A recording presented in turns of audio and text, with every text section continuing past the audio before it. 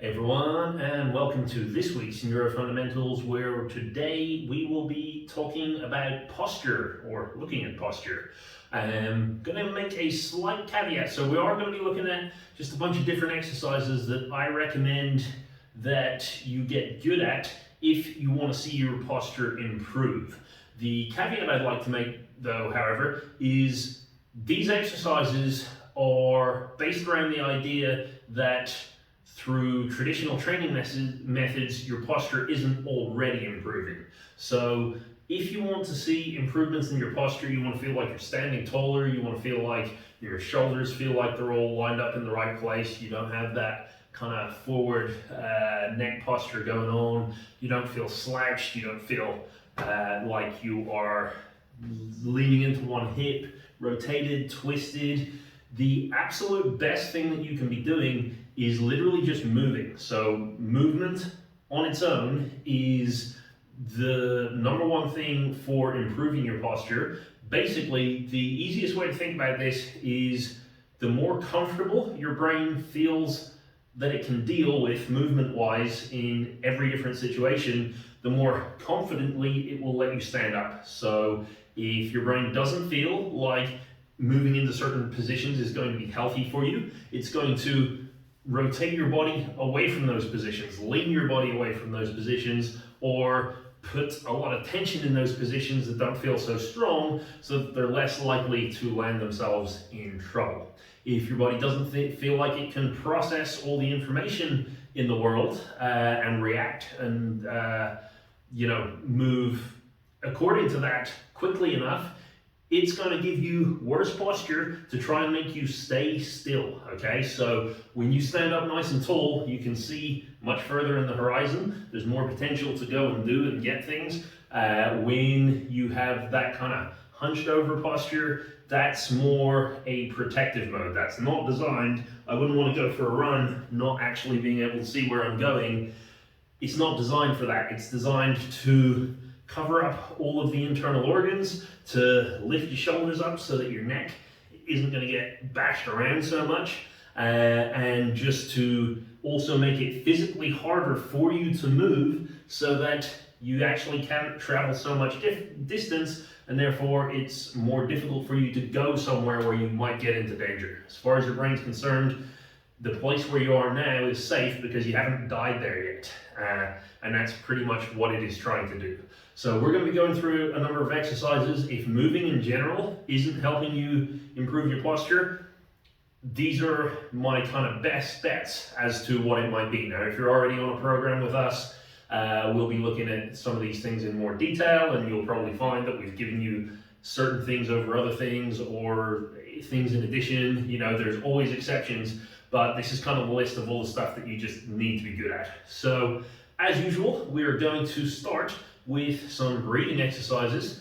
And for the breathing exercise, if we want to improve our posture, breathing, as we hopefully know by now, the muscles we use to breathe are the same muscles that our spine uses to keep us upright. So actually, the more use we can give them, the stronger those muscles are going to get, and we should see the benefit in our posture, or by improving our posture, we should also see the benefit in our breathing. So to begin with, we're actually not going to focus on the breathing. We're going to focus on improving our posture and then just doing some regular breathing to see actually if we're breathing a little bit better in that position, our brain might force us to remember it a little bit. So the first exercise we're going to go into is just that standing extension exercise. So this is where I'm going to be standing up nice and tall, feet hip width apart, toes pointing forwards. I'm going to lean my weight back over my heels just far enough where I'm not feeling huge amounts of tension, okay? Now, when I say this, I always get a lot of questions about, like, I can't really tell, am I feeling too much tension or not? The way I'll say this, lean as far forwards as you can. You will probably start to feel your toes pressing down to the ground. You might start to feel your calves, tensing up. You might feel something in your hips. Some of you will be the opposite. You'll feel it in your lower back. Do the same thing, backwards, go as far backwards as you can possibly go, and again, you're probably going to be feeling something. So I'm feeling my toes lift up off the ground, I've got a bit of tension in my shins, my quads are kind of all lit up and nice and tense, maybe a little bit in my lower back, but really for me, all the attention is now on my quads. So all I mean when I say as little tension as possible is you want to find, rather than be in the midpoint between those two, what's the furthest back you can go before you start really noticing one of those things light up, and that's pretty much where we're going to be. From there, straighten yourself up as tall as you possibly can. Imagine someone's pushing down on your head, nice and strong, and you're just going to rise yourself right up. You can have your eyes open or closed in this position, and you're just going to do some regular breathing. So in and out through your nose. Just breathing as you normally would. Don't worry about forcing it into your diaphragm or your chest or wherever. No specific rules now. All we want to know is if I actually make myself physically taller, does it feel more comfortable to breathe? For some of you, the answer will be no, and you don't need to worry about this too much. If you actually find, oh wow, my lungs feel like they're really getting the benefit from this, I'm breathing much more easily, then this is probably as far as you need to go with the exercises today. You will see a markedly different, try that sentence again. You will see a marked difference in your posture by just standing yourself up tall and breathing in that position. As your body realizes it can get more oxygen in, it's going to start telling your brain to force you into this position because that's going to be more beneficial for you in the long run. The second thing that we're going to do is we're now going to try some kind of sectional breathing of the trunk. So we're going to, this we call the breathing side stretch. We're going to imagine we've got three sections of our torso. We've got the waist, so anything underneath the ribs. So if you've kind of poked down to the bottom of your ribs, anything underneath, that is going to be your waist. Then we're going to have your ribs, so pretty much underneath your nipple, above your belly button, all of this midsection of the torso is number 2, and then number 3, we've got it up here in the upper chest, okay? So kind of top of the pec, the kind of traps, top of the shoulder, and the same bit round the back. Our goal is now to try and focus our breath into each one of those positions, okay? Now, the way we're going to do that, the first quadrant, it's 3. Today's not my day for words. The first third, whatever the equivalent word is, to do the lower section, what you're going to do is you're going to take your hand, your opposite hand, so if I'm doing right side, I'm going to take my left hand, and you're going to press it down as low as you can go, and you want to feel as much of a bend in the right side as you possibly can.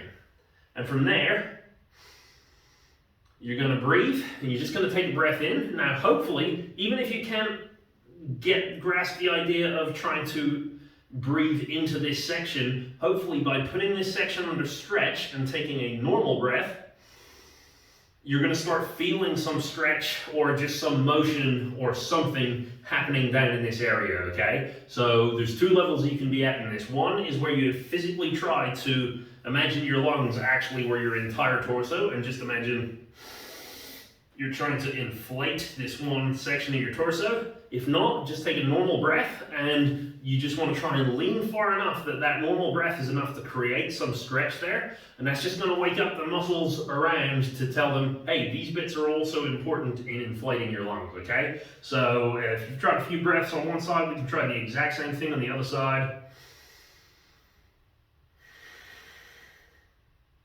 And same thing, you're either trying to fill it up. Again, you can use your hands if you like. I prefer to actually do the reach. I know I don't normally use weights in these sessions, but having a weight in that hand can be really useful as well. To weigh it down, you'll make a little bit more stretch happen. So if you've got anything heavy to hold on to, absolutely go for it. And And for when we're thinking about posture, obviously you can do really deep breaths in and out in these positions. When you're thinking about posture, it's really the in-breath that's going to be the more important one. So you want to get the deepest breath in that you can possibly get. Okay, now we're going to move to the second section. So that's the rib section. And really to breathe into this area, we're going to do the exact same movement, except now instead of thinking about pushing the opposite arm down, you're thinking about sliding up as far as you can with the arm on the same side. You're not lifting your shoulder, that's going to come next. You're just going to imagine your fingertips are going to slide up, up, up, up, up. Okay, and actually just by putting your attention on this side, usually that's enough. So you do that little slide, take your deep breath in. Hopefully now you're starting to feel more stretch, more inflation, something like that in this mid quadrant, okay? And again, if you want to get something heavy, this time instead of putting it in the opposite side, this one actually can be really effective. So if you go onto the same side, and then you're thinking about trying to fill up the lungs around the area of the rib, okay? So we'll do one more on that side. Once you're done, you're gonna swap over to the other side. So with the weight, without the weight, whatever you want to use, you're going to do the tilt. You're thinking the same side is lifting up without lifting up the shoulder. And you're going to do a couple of deep breaths. And remember, the in-breath, more important than the out-breath. So we'll do a few more here, but you're breathing in as far as you can. On the way out, up to you what you want to do. You can do pursed lip breathing, nice and slow out if you want to have a little bit more of a calming effect at the same time. You can breathe in and just let it all go. Entirely up to you. Play with it, see which one works best. Now for the final section, so this is going to be the upper chest. What we're going to do is these, so still weight in the same hand, or just imagine lifting the same hand up, and then you're going to lift your shoulder up as high as you can, okay? So you're going to lift up your shoulder, basically the same muscles in charge of lifting up your shoulder and a little bit moving your arm around. And they also have a role in inflating the lungs, especially when you're like really out of breath. And when you see people doing that kind of shoulder shruggy breath after they've just run a marathon or something like that, that's all the muscles around kind of your collarbone and your shoulder and your scapula. All of those are working to inflate your lungs as well. So if we lift up the shoulder as far as we can, then actually you're going to engage those muscles a little bit more, and you're going to do that same breath in. So this time you're trying to feel all the breath go all the way up here. And again, if you can't feel all the breath, you're at least trying to feel some sort of sensation in that side. If you're doing it with a weight, same thing. Lean first, then lift the shoulder up, okay? Make sure it's not too heavy a weight. It wants to be your shoulder, not your elbow, okay? So it's got to be the shoulder that lifts. And then same thing, just do that breath in. And breathe out however you like. Let's swap it over to the other side now. So same thing on the other side, it's slide up, lift the shoulder.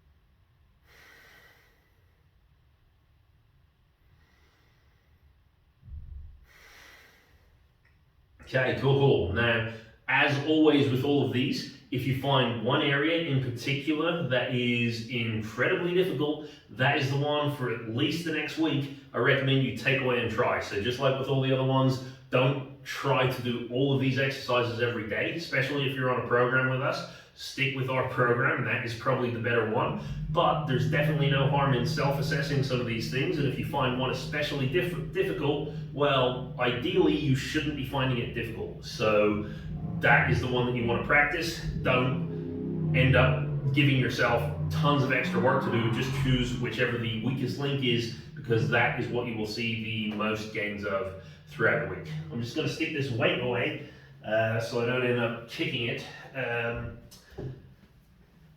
And then after that, we're going to move on to a little bit of mobility. So we're actually only going to look at one aspect of mobility today, and that's going to be our ankles. Okay, so a couple of reasons for this. So obviously, every single joint in our body is going to be important for maintaining good posture, and if you want to just go through our entire YouTube channel, and if you want amazing posture, you need to be able to do all of those exercises really, really well. There's a particular reason I'm going to focus on the ankles today, and that is due to walking. Okay, so when we said at the beginning that if your brain feels really safe, it feels comfortable letting you stand tall. Okay, so you give off confident vibes, you feel like you're actually able to deal with what's coming at you, then your posture gets good. Okay, and normally that's done through movement. Well, your ankles are the very first bit of information your brain gets every time you take a step when you walk. And you do more steps walking than you do pretty much everything else other than breathing and maybe blinking, I guess.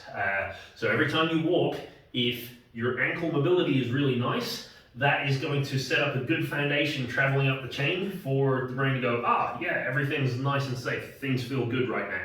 If your ankle hits the ground and it's super stiff, then that's, if it's really stiff, it doesn't move, then all of that force is going to go right up to the knee. The knee doesn't like taking very much force, so it says, this is not good for me, sends it right up to the hip, and suddenly now the spine has to take a lot of force. Remember, the spine's also important for breathing, so the more force the spine's taking, the less well we're going to be able to breathe, no matter how good you are at moving both.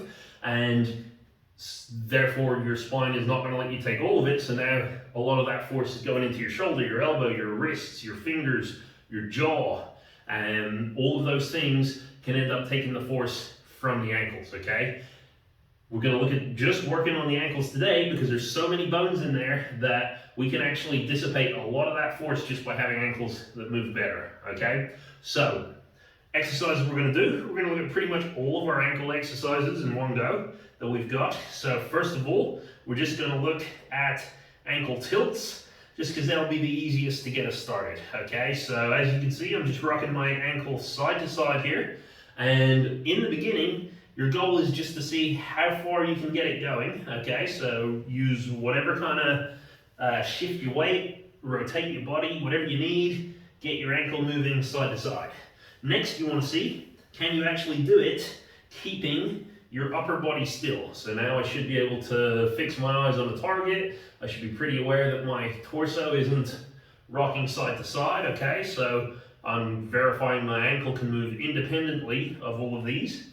Then I'm going to pay attention to my knee and see, actually, can I move my ankle independently of my knee? How far can I move? And you'll see, for me, this has greatly reduced the range that I'm getting, but important thing is I can still do it. Okay, so we're going to try that on the other side as well. Obviously you can take a little bit of time to warm up, just rock it side to side, and then eventually you want to get rid of the upper body and torso movement.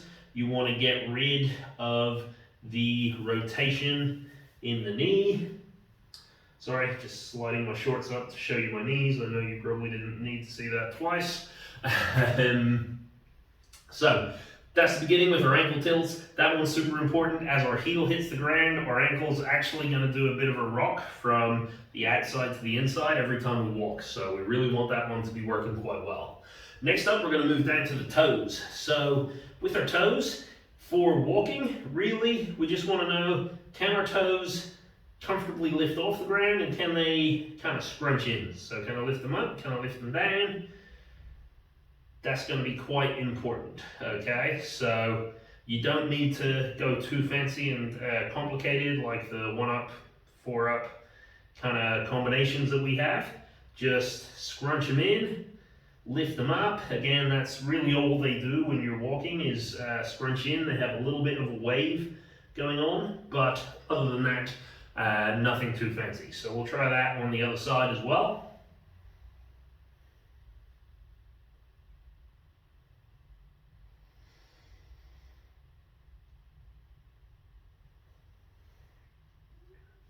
Okay, cool. Next up, we're going to go a little higher up on the ankle there. So these we're calling the toe balls.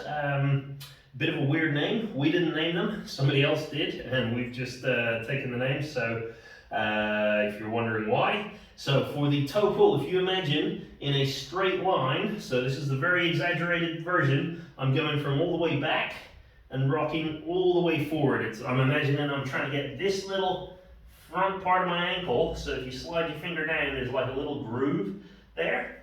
That bit is trying to slide forwards, okay? So I'm gonna be with my toes on the ground, and I'm just gonna slide that forward. Now this whole back portion doesn't really matter, so the way I'm gonna be making these happen is through just light pulses this way, okay? Now, for a lot of people, those are really difficult. You can also, it's not quite as effective, but you can try with your foot in front so that you don't have to curl your toes under if that's really painful, okay? So we'll try that on the other side as well. Again, we're just thinking of pressing forwards, okay? And again, just separating more parts of the ankle out so that it can dissipate more force when we're hitting the ground. Okay, we've got two other toe pulls that we can do. So as well as going straight forwards, we're also going to try rocking out to either side, okay? Now, these ones are a little more precise, but just for the sake of today, you just want to see how comfortable does that feel? Can you actually move in those positions? And the only additional point that I'm going to give is it might look like I'm just dropping down onto my ankle, so it might look like I'm moving my knee to make my ankle move passively. That's not what's happening, okay? So I'm physically trying to take my ankle and make my ankle be the part of me that moves through space, whether it's forwards, to the outside, to the inside.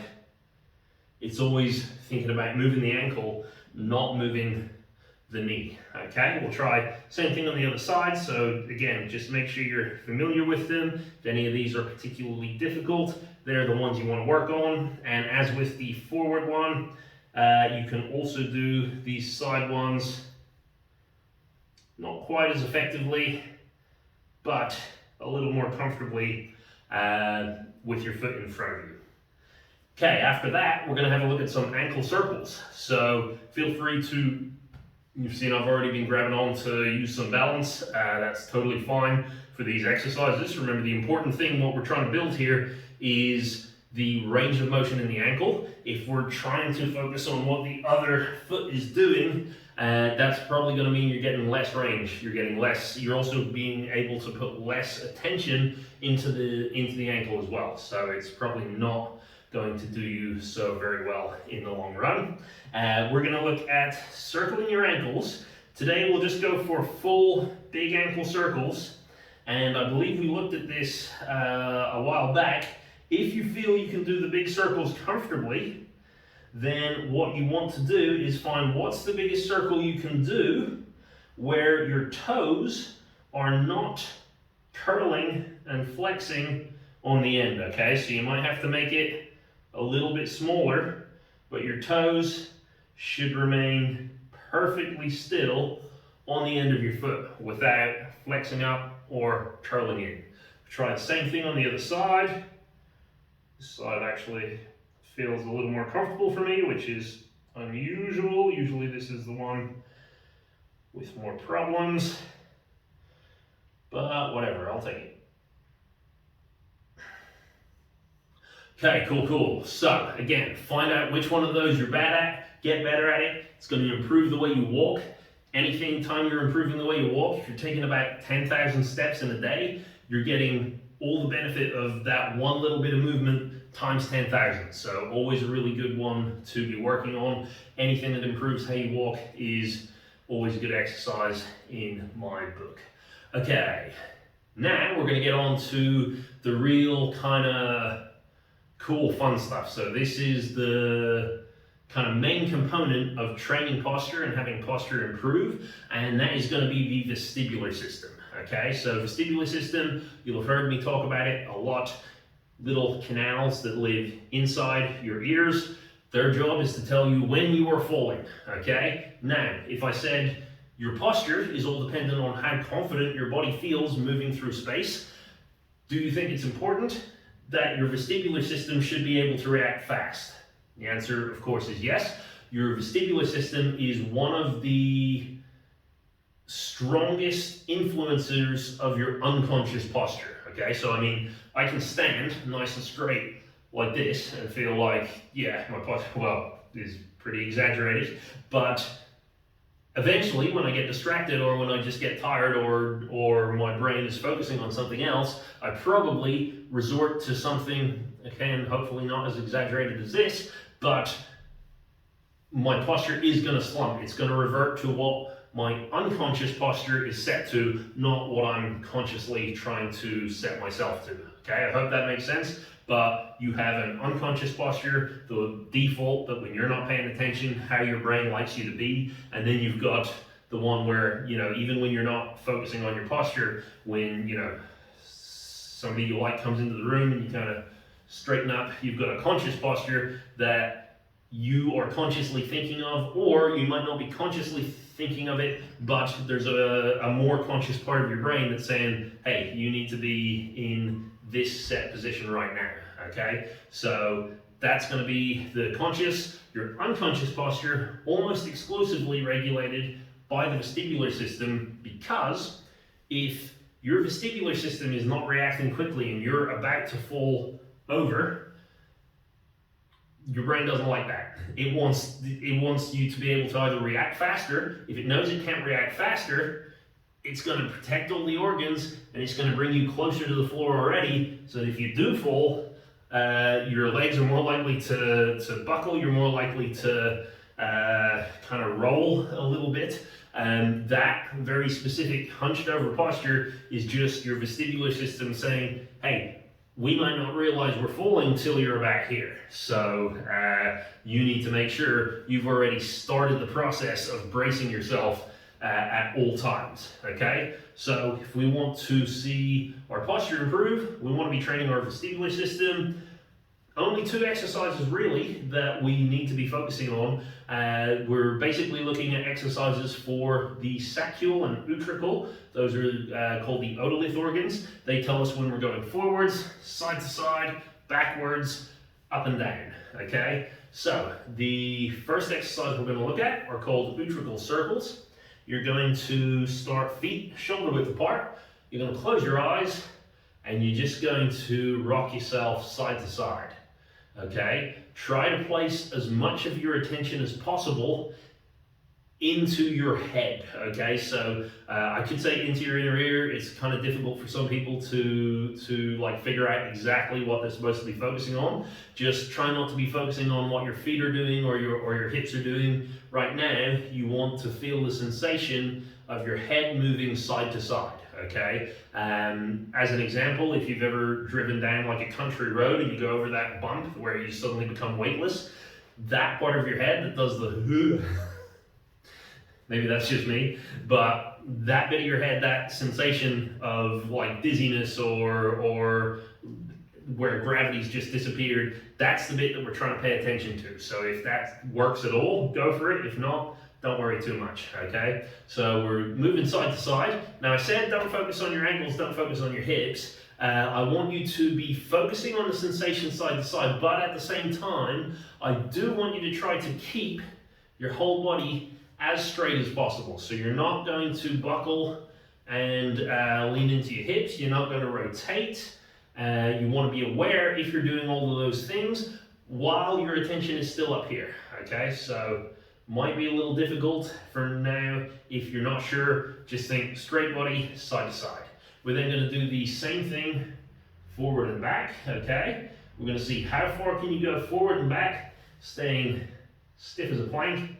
Ideally, your feet don't lift off the ground, but don't worry too much if it happens, okay? So if they're lifting very slightly, that's not too bad. A bigger deal is braking at the front or at the back, okay? That's more likely what you're going to see happen. Now, if you're getting really good at these, you can also try to make them work in a full circle, okay? And the idea is to make the circle as smooth as possible, to keep your body as straight as possible, avoiding all of the things we were talking about. So no buckling, no rotating, feet staying fairly flat on the floor. I always put my hands here. I don't really know why. You don't have to. Sometimes it's just easy to feel if there's any movement for me like that. Okay, so we're going to try that around both directions. See how we get on. Again, if you notice one side is considerably more difficult than the other, then you don't need to train two sides. You just need to train that one direction.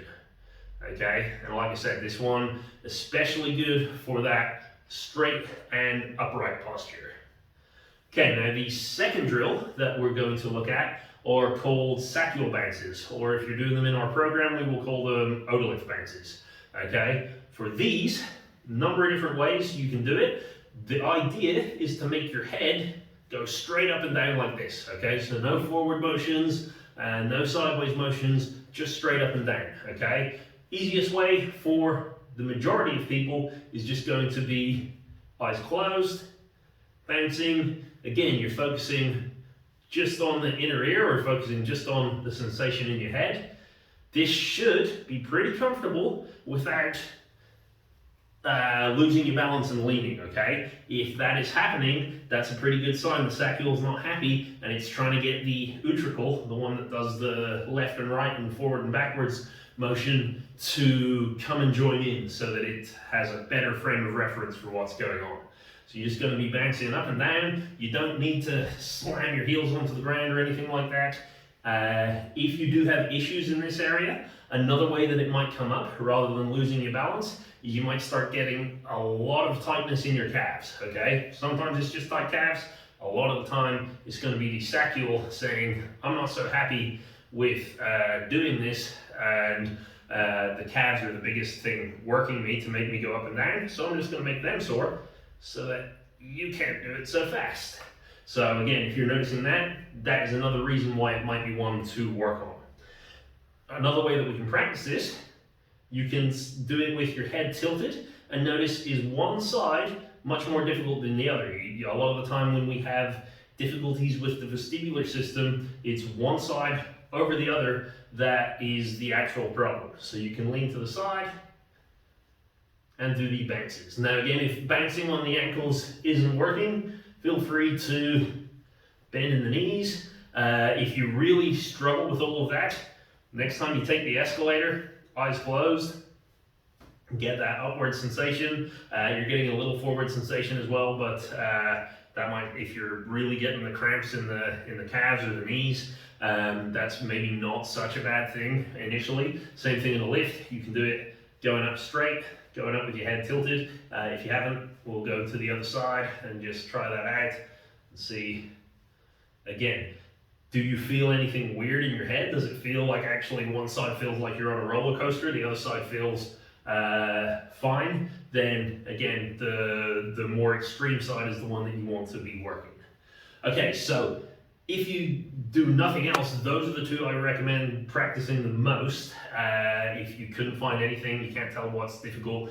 If you want better posture, sacral, utricle, both of those are the big winners, okay? Now, the final little bit that we're going to do is we're going to have a look at some vision exercises, okay? Now, when I said earlier on that good posture is basically your brain's reaction to how comfortable it feels with moving, okay? A lot of that is going to be determined by how awake your brain actually is, okay? So when we are engaging more of the brain, so especially more into these frontal parts of the brain, we feel more aware, and because of that, we're going to stand taller. That's mostly why, when I said like that conscious posture, when somebody else walks into the room, you kind of go up a little bit straighter. Your brain's acknowledged there's something else in the room that could be a problem, and if you don't have extreme social anxiety, it's going to go, oh, you better make sure you're in a better position to pay attention and react. If you do, then maybe it makes you want to go further away. That's another story. But either of those things is possible. If your brain decides, whatever level of threat or stimulus that's just come into the room is tolerable, it's going to make you stand up, okay? What's fun about that is we can now take that and with our eyes, when our eyes are doing more work, then usually this frontal part of the brain is working a lot harder, okay? So we've got two little exercises that we're going to finish off with today. They are going to be isocads. Isocad, if you've seen from any of the exercises before, it's where your eyes jump from one position to another, okay? So it's going to be jump, jump, jump, jump.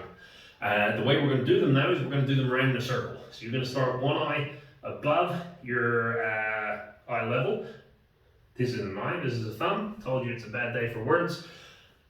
One thumb above your eye level, one thumb below.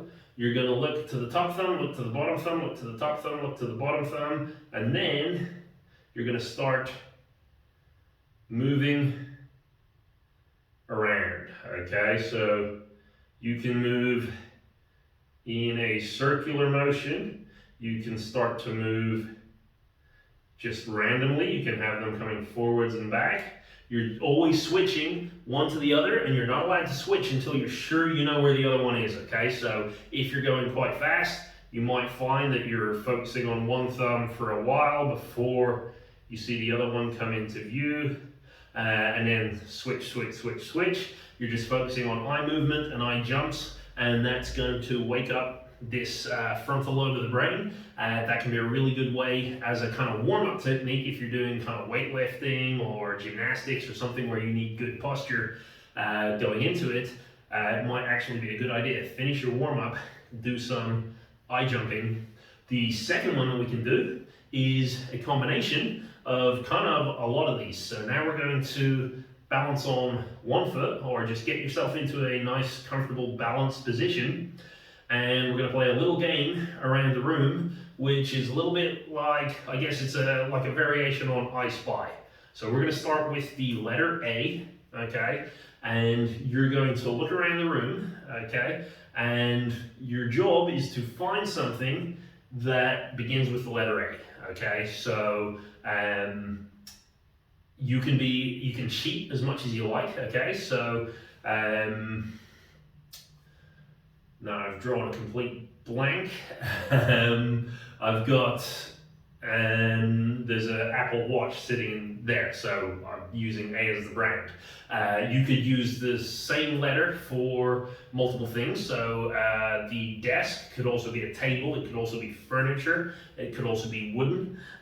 So you've got different letters. You can use the same thing multiple times, you can use different languages. The point is you just need to be finding objects and thinking quite hard about what you're finding. So I had Apple Watch. So once you found something with the letter A, take the last letter of that thing and then find something else. So we had, I guess, H would be the last letter of Apple Watch. And I have got, there's a high-vis jacket there in the corner. This is great when you can't actually see, verify any of it. So high-vis, then I would take S, and look for something beginning with S. The idea is, like I said, your eyes should be jumping all around, your head should be moving all around, you're getting balance systems engaged, you're getting your ankle engaged, and your frontal lobe of your brain that has to deal with complex thoughts and ideas and decisions is also working really hard while your eyes are jumping as well, okay? So just a really good way to get your brain super fired up. If your brain is used to being super fired up, you end up getting to stand a lot taller as that part of your brain shuts down and goes to sleep, like when you get really tired and you come home from work and suddenly you're wondering, why do I slouch so much at the end of the day? Usually that's just because your frontal lobe is starting to get exhausted, it's starting to shut down, and that's what's going on. Alright, so a lot of information there. I hope all of that was useful, or at least some of it was. Like I said, pick the most difficult exercises. Those are the ones you want to try this week. And leave me any questions or comments, anything like that, to help me understand. We'll sort it out. Cool. All right. Cheers, guys. See you later.